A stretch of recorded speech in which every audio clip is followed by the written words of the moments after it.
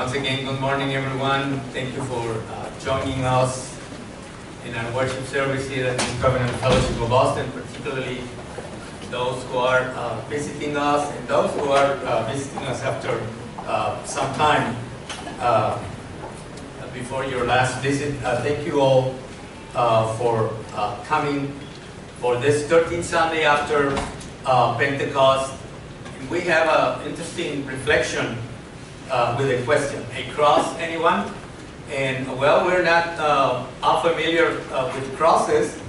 We have plenty to choose from in our wall, and a couple of here and 3 in the front, so, and some over there too.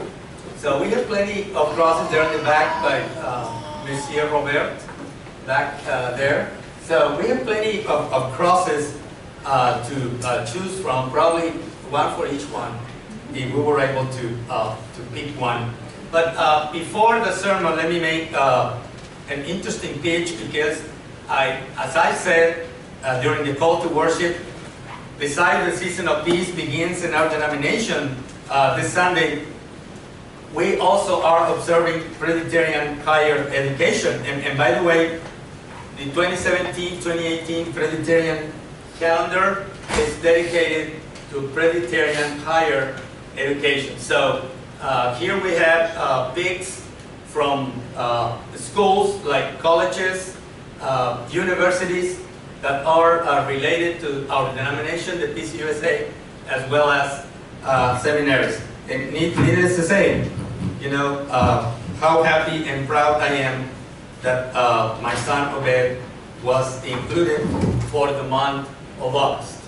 So I will ask you to pray for Presbyterian higher education, and those of you that in due time will have children bounding for college, please consider the PCUSA related colleges and universities. I have a wonderful experience that my oldest son, Jesse, graduated from St. Andrews Presbyterian University in Lawrenceburg, North Carolina in 2005.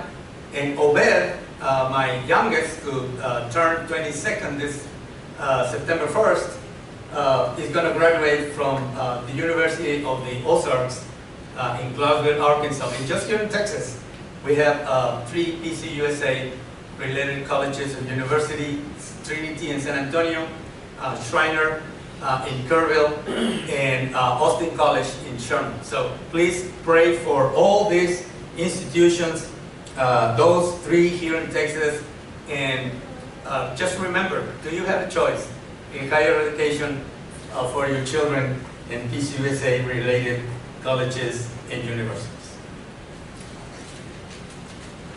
In the verse 24 of Matthew 16, Jesus says, "If anyone wants to come with me, he must forget himself, carry his own cross, and follow me."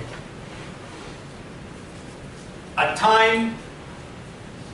times, the gibbet was only one vertical stake, calling in Latin crux simplex, or the simple cross.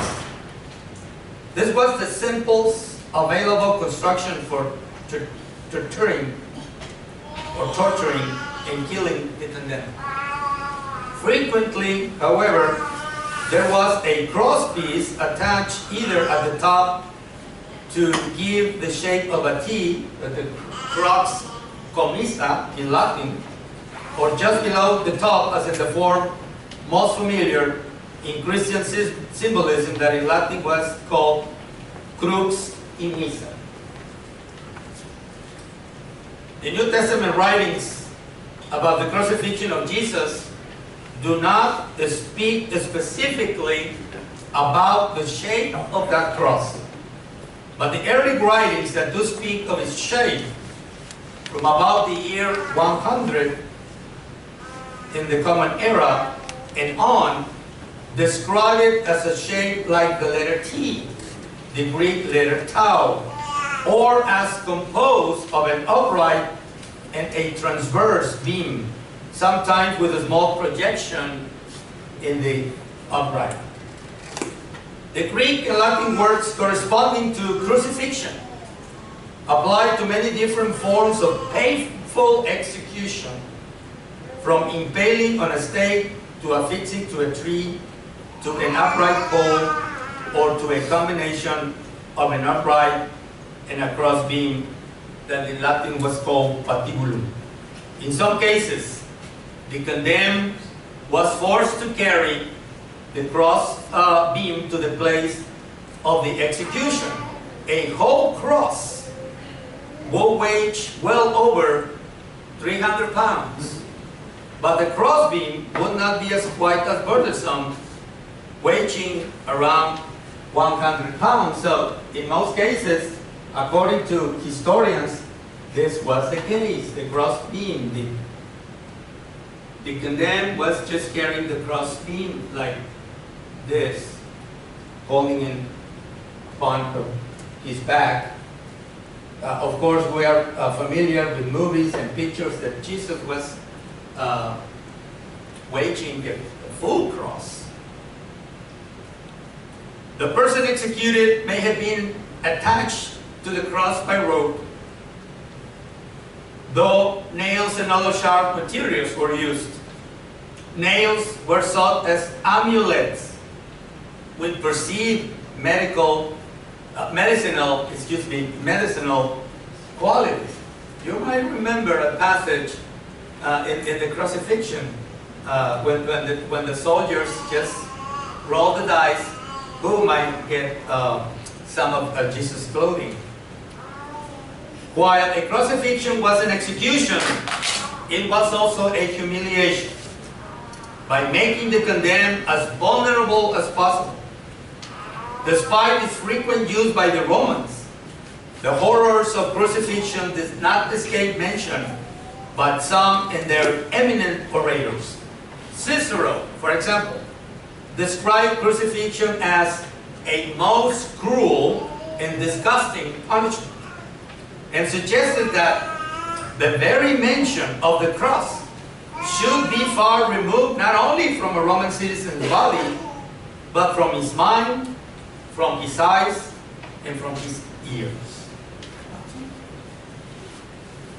I grew up in Mexico with the notion that every person's own cross to bear is something like having a physical defect or a chronic disease, having a sick or handicapped child, living with a bad spouse, dealing with a rebellious children, or overcome by a bad habit or an addiction. So, I heard many persons saying, well, that's my cross. Seeing crosses along roads or highways were common for me until I asked if people were buried there. And the person's response was that it only marked the site where a person left his or her cross before dying. They're not buried there. It's just marked the place that symbolically, in the understanding of Latin American Christianity, a person had left his or her cross. My hometown city council does not permit to installing crosses within city limits. So when a friend of mine was shot to death on a street corner, his parents drew one where he fell dead with white chalk. And then some candles there, just to mark the spot where he fell dead. Saint Peter, according to tradition, was crucified upside down at his own request. And that's why we have the cross of Saint Peter, because he did not feel worthy enough to die the same way as Jesus. St. Andrew, apostle and St. Peter's brother, is traditionally said to have been crucified in an X-shaped cross, and hence we have the St. Andrew's cross. But what does it mean to carry our own cross? What does it mean for you and for me to carry your own cross and my own cross? It means being willing to die in order to follow Jesus. This is called dying to self. It is a call to absolute surrender. After each time Jesus commanded cross-bearing, he said, "For whoever wants to save his own life will lose it. But whoever loses his life for my sake will find it." Will a person gain anything if he wins the whole world but loses his life? Although the call is tough, the reward is matchless. Wherever Jesus went, he drew crowds. Although these multitudes often followed him as a Messiah, their view of who the Messiah really was and what he would do was distorted. They thought the Christ would usher in the restored kingdom. They believed he would free them from the oppressive rule of the Roman occupiers. Even Christ's own inner circle of disciples thought the kingdom was coming soon. When Jesus began teaching that he was going to die at the hands of the Jewish leaders and their Gentiles overlords, his popularity sank. Many of the shocked followers rejected him. Truly, they were not able to put to death their own ideas, plans, and desires and exchange them for his. Following Jesus is easy when life runs smoothly. Our true commitment to him is revealed during trials. Jesus assures us that trials will come to his followers. Discipleship demands sacrifice, and Jesus never hid that cost. There's always a cost, a price to pay for discipleship. Therefore, Jesus appeared to dissuade them. How different from the typical gospel presentation. How many people will respond to an altar call that went, "Come follow Jesus, and you may face the loss of friends, family, reputation, career, and possibly even your life?" The number of false converts would likely decrease. Such a call is what Jesus meant when he said, "Take up your cross and follow." Commitment to Christ means taking up your cross daily, giving up your hopes, your dreams, your possessions, even your very life in need for the cause of Christ. Only if you are willing to take up your cross may you be called his disciple. The reward is worth the price. Jesus followed his call of death to self. Take up your cross and follow me with the gift of life in Christ. For whoever wants to save his life will lose it, but whoever loses his life for me, I'll find it.